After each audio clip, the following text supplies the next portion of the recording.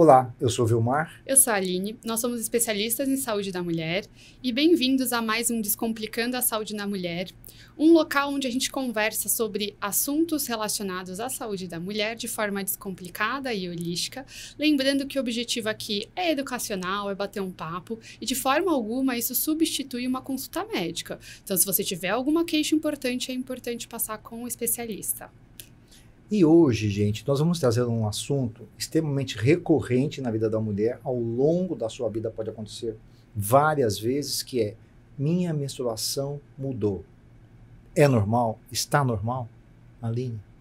Bom, vamos lá. Eu acho que quando a gente fala minha menstruação mudou, o que mudou na minha menstruação, né? Então, a gente tem alguns parâmetros a serem avaliados. É a duração da menstruação, ela está durando mais dias ou menos dias.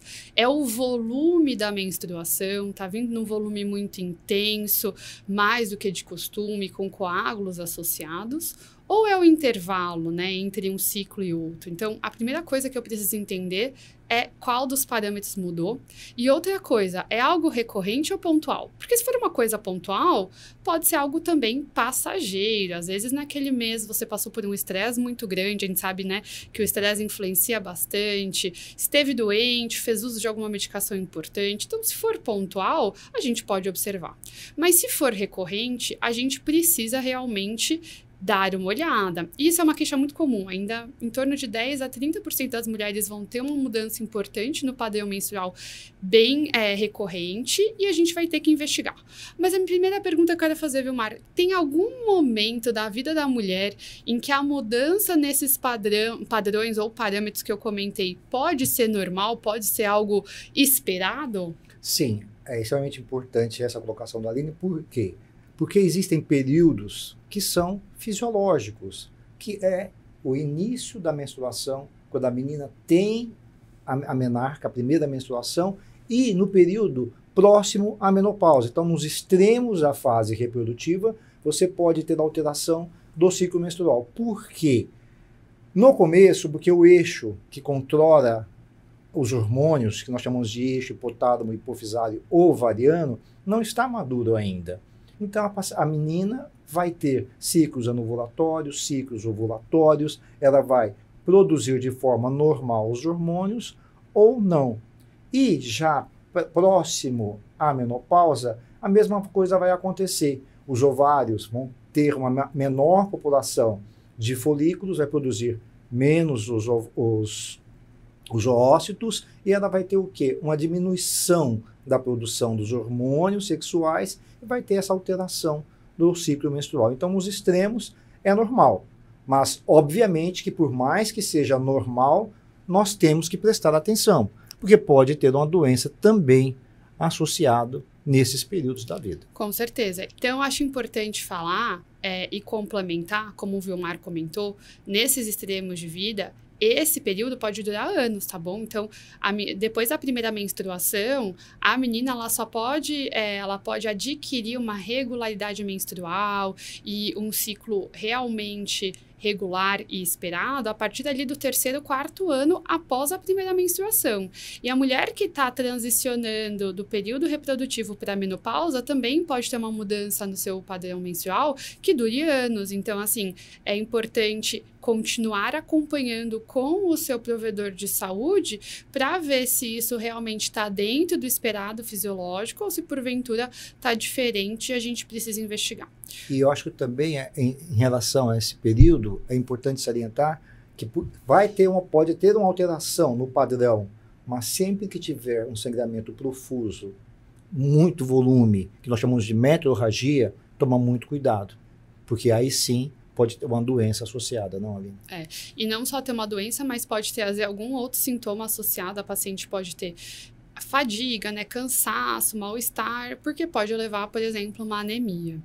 E isso que eu queria também abordar, eu queria conversar um pouquinho, porque Quando a mulher tem uma mudança, o sangrar para a mulher já nem sempre é algo agradável, né? A gente sabe que tem mulheres que mesmo com o padrão menstrual dela normal, sofrem muito no momento da menstruação, seja pelo volume, pelo desconforto do sangramento, por dor ou outros sintomas associados. Então, a menstruação em si já pode ser um ponto aí de desconforto para a mulher. E quando eu tenho mudança nesse padrão, um aumento que normalmente é para pior, né? Aumento do volume, aumento de dias, o impacto que isso pode ter, não só físico para a mulher, mas também social. Isso pode atrapalhar ela ir na escola ou ir na faculdade, fazer prova, trabalhar, pode impactar planos de viagens, por exemplo, ou de alguma festa, algum evento importante. Isso pode atrapalhar o seu convívio com amigos, familiares, com cônjuge. Então, a gente tem que valorizar essas queixas, entender a quantidade de problemas que isso pode trazer para a paciente. Por quê? Porque, como eu comentei, muitos desses casos, eles vêm e ficam por bastante tempo. Então, a paciente pode ficar anos tendo problema aí com o seu padrão e seu fluxo menstrual, e às vezes esse impacto é negligenciado, principalmente pelos provedores de saúde. Então, a gente tem que valorizar e tentar ajudar a paciente para realmente manejar. Mas e quando eu penso em alguma doença, né, para essa queixa? O que eu penso, Vimar? Como que eu raciocino? Como que eu investigo uma mudança do padrão menstrual da paciente? Então, excelente pergunta, não, Aline?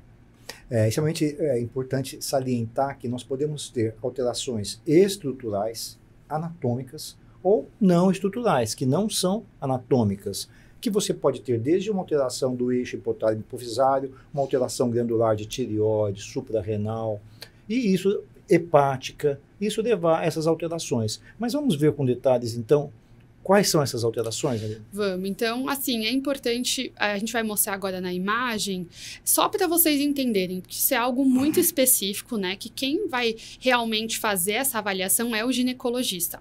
Mas quando uma paciente chega para a gente com essa queixa, a gente vai tentar fazer o seguinte raciocínio. Tá bom, então eu tenho 9 grupos de diagnósticos e eu tenho que inserir minha paciente em um desses grupos. Esses grupos, como foi comentado, pode ser dividido em grupos de alterações estruturais, ou seja, eu tenho alguma coisa na estrutura dos órgãos genitais femininos, principalmente internos, que tem alguma alteração. Podem ser pólipos, pode ser uma adenomiose, que é uma doença específica, um mioma, que muita gente já ouviu falar que é uma lesão benigna, mas que pode trazer algumas dores de cabeça para quem tem, e também alterações que podem ir desde algumas alterações suspeitas até mesmo câncer. E a gente tem as causas que não são estruturais, pode estar relacionado a uma alteração de coagulação, aquela paciente não consegue coagular direito, e isso vai fazer com que ela sangre mais, ou ela tem alguma alteração na ovulação ou no endométrio, ela pode estar tomando algum remédio que está fazendo ela sangrar mais, e em alguns casos a gente acaba não conseguindo classificar em nenhum desses grupos e fica na não classificada. Vamos mostrar uma imagem do útero para ficar um pouco mais fácil para as pacientes entenderem o que a gente está falando? Ó, meninas, esse daqui então é o útero, tudo bem? E aqui vocês conseguem ver o útero. Aqui é a tuba uterina, que tem dos dois lados, e os ovários, tudo bem? Quando eu falo em alterações estruturais, o que eu estou procurando? Alguma coisa principalmente aqui na região do útero, que possa justificar essa mudança no padrão. O útero ele tem 3 camadinhas. Essa camadinha mais de fora, que cobre como se fosse um lençol de seda aqui o útero. Essa camada mais grossa aqui do meio, que é a parte muscular, é aquela parte que realmente vai fazer força no trabalho de parto. Quando a paciente tem cólica, é isso que contrai e que causa cólica. E por último, a camadinha de dentro, que é essa mais vermelhinha aqui, que é o endométrio, que todo mês vai se proliferar para receber o embrião, que é o objetivo pelo qual a mulher tem útero, é engravidar. E quando não tem a formação do embrião, essa camadinha de dentro que foi preparada para receber ele vai se destacar daqui, vai descamar e vai causar a menstruação. Daí, Aline, vamos aproveitar a imagem, não? Que eu acho que é importante, porque nós falamos de causas estruturais. nós podemos ter o mioma. O que é o mioma? Onde ele vai aparecer o mioma e por que ele vai gerar sangramento na nossa paciente? Bom, o mioma, geralmente, ele vai ficar presente em uma dessas 3 camadas que eu acabei de comentar, ou aqui mais fora, ou na camada muscular, ou aqui dentro, tá bom? E dependendo dessa localização, ele pode causar sangramento ou não. O que mais causa sangramento é quando ele fica na camada de dentro, aqui no endométrio, tá bom? Porque como ele muda a superfície do endométrio, isso pode causar mais sangramento. Enquanto que se ele estiver na camada aqui de fora, que a gente chama de serosa, ele normalmente não causa sintomas, ele vai ser mais um achado de exame.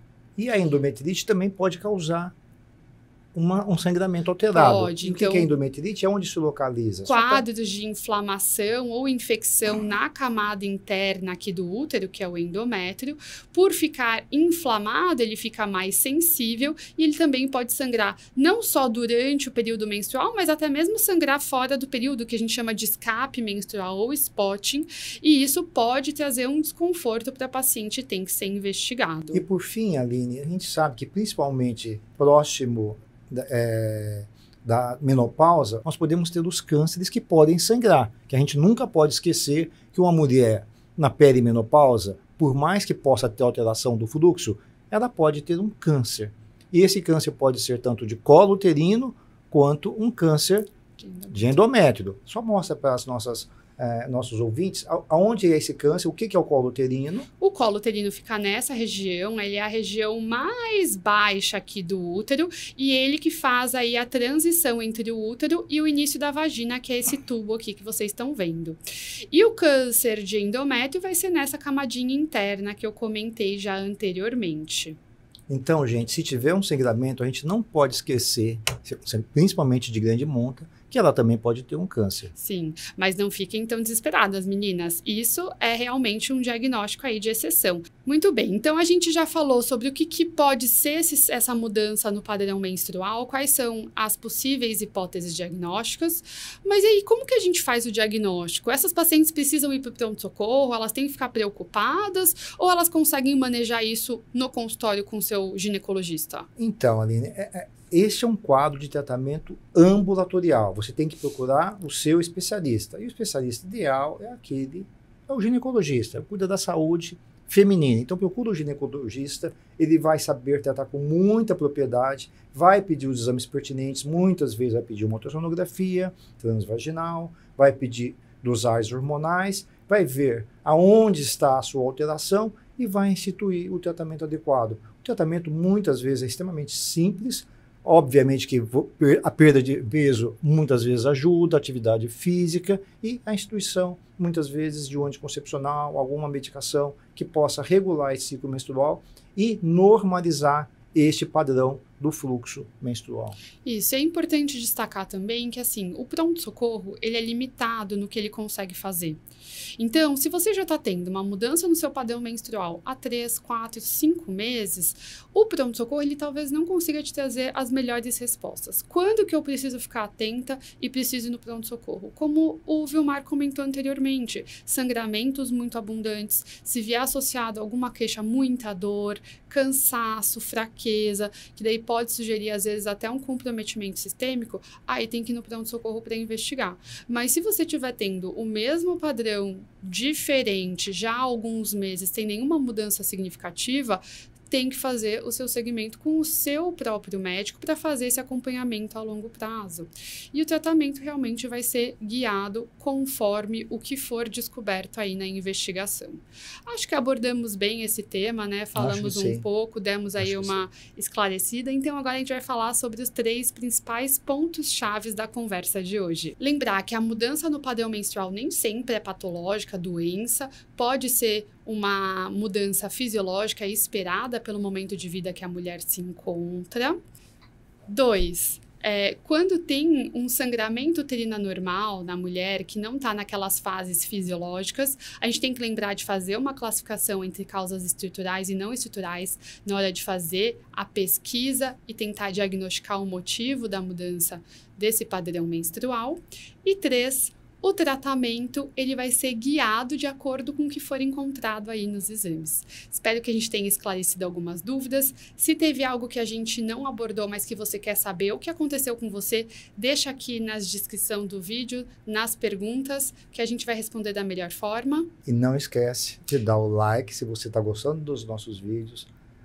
Se inscrever aqui no canal. Isto, e o sininho, porque se você estiver gostando dos nossos vídeos, você vai receber notificação e nós temos feito vídeos semanalmente abordando esses temas que são pertinentes à saúde da mulher. E a gente se vê na próxima. Até mais. Até. Tchau.